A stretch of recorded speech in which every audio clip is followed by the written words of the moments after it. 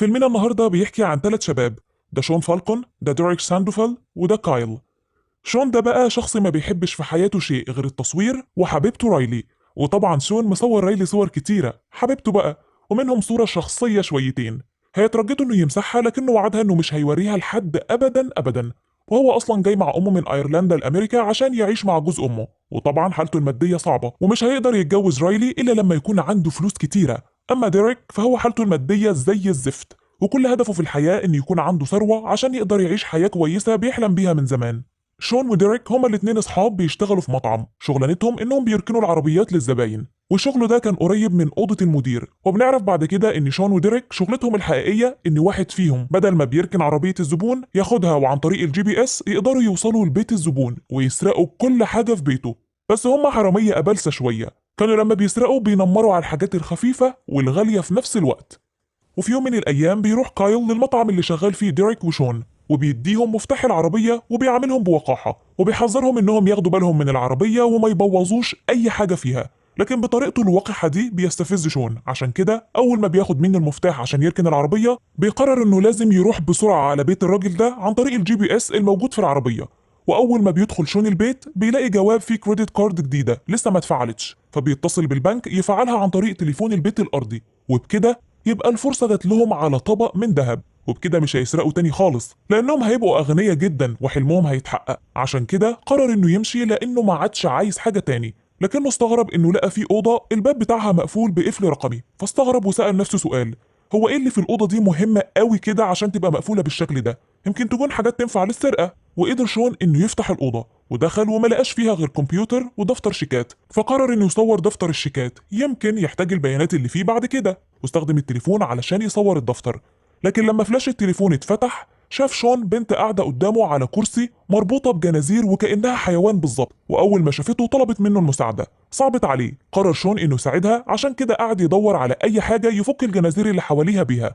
وبالفعل لقى شون مقص كبير موجود في الأوضة، وبعدين اكتشف إن الأوضة دي مليانة أدوات بيستخدمها مايكل عشان يقطع جثث الناس اللي بيقتلهم. وفي الوقت ده بيتصل ديريك بشون عشان يقول له إن الراجل قام من المطعم وعايز العربية بتاعته، تعال بسرعة. لكن شون بيقرر إنه يروح يساعد البنت بالمقص الحديدي اللي لقاه. وأول ما راح عند الأوضة اللي كان فيها البنت المربوطة لقى إن نور الأوضة نور، وهنا عرف شون إن البيت فيه كاميرات مراقبة متصلة بتليفون البيت، عشان كده قرر إنه يسيب البيت ويروح بسرعة يرجع العربية لصاحبها. وبنعرف بعد كده ان شون حكى لديريك عن البنت، وبيقرروا هما الاتنين يساعدوها، وبيتصلوا بالشرطه من تليفون عمومي عشان محدش يعرف مين اللي بيتصل. وبيروح ديريك وشون بالعربيه قدام بيت مايكل عشان يعرفوا البوليس هيقدر ينقذ البنت ولا لا. المهم لما جت الشرطه طلع لهم كايل وهو لابس روب وكان معاه بنت تانية، وسالت الشرطه البنت علشان تعرف انها بخير ولا لا.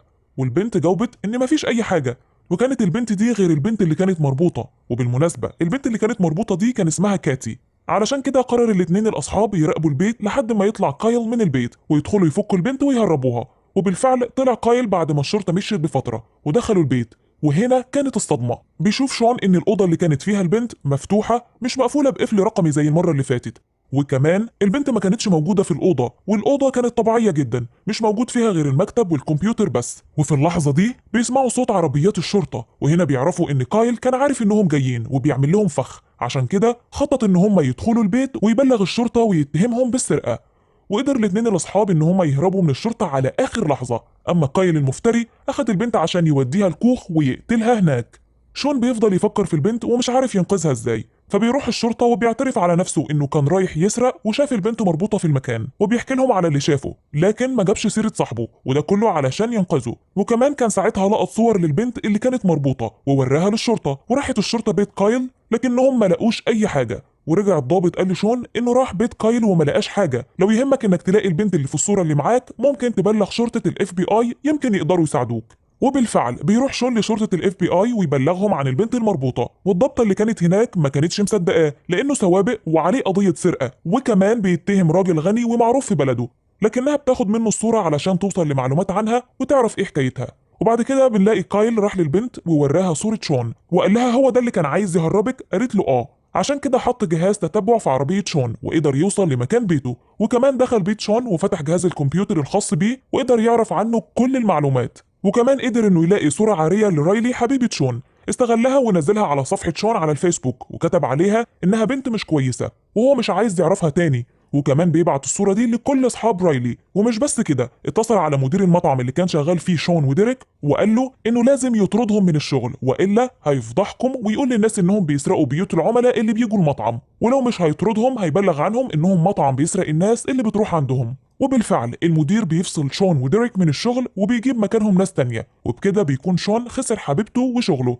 لكنه مش بيكتفي بكده وبس، لاننا بنعرف بعد كده انه اتهجم على رايلي وضربها جامد لحد ما وقعت من على السلم وفقدت الوعي من كتر الضرب. وبيروح لها شون علشان يعتذر لها عن اللي حصل بسببه، لكنها بترفض تسمع منه اي كلام. ولما بيمشي شون من عندها وبيرجع للعربيه بتاعته بيلاقي ان العربيه متدغدغه، وفجأة بتظهر عربية ماشية بسرعة رهيبة وبتبقى عايزة تخبطه، لكنه بيقدر ينقذ نفسه منها. انتقام انتقام يعني. وبعد كده بتجيله مكالمة من رقم غريب، ولما بيفتح بيلاقي حد بيقول له اهلا بيك في السجن بتاعي، بما انك كنت عايز تسرقني انا هعرف اعلمك الادب كويس. وبيقول له استنى المفاجآت اللي جايه مني، هو انت كده لسه شفت حاجه؟ وبيقفل السكه في وشه. بيقلق شون على امه بعد المكالمه دي، فبيروح لها البيت وبيلاقيها قاعده بتعيط هي وجوز امه، لانهم هما الاتنين اتطردوا من شغلهم بسبب اتهام زور في قضايا في سمعتهم وفي شرفهم. وهنا بيعرف شون انهم في خطر حقيقي، وبيحكي لهم على كل حاجه، وبيطلب منهم انهم يسيبوا البيت ويروحوا فندق عشان هناك هيبقوا في امان اكتر ليهم. وبالفعل بيسمعوا الكلام وبيروحوا على طول.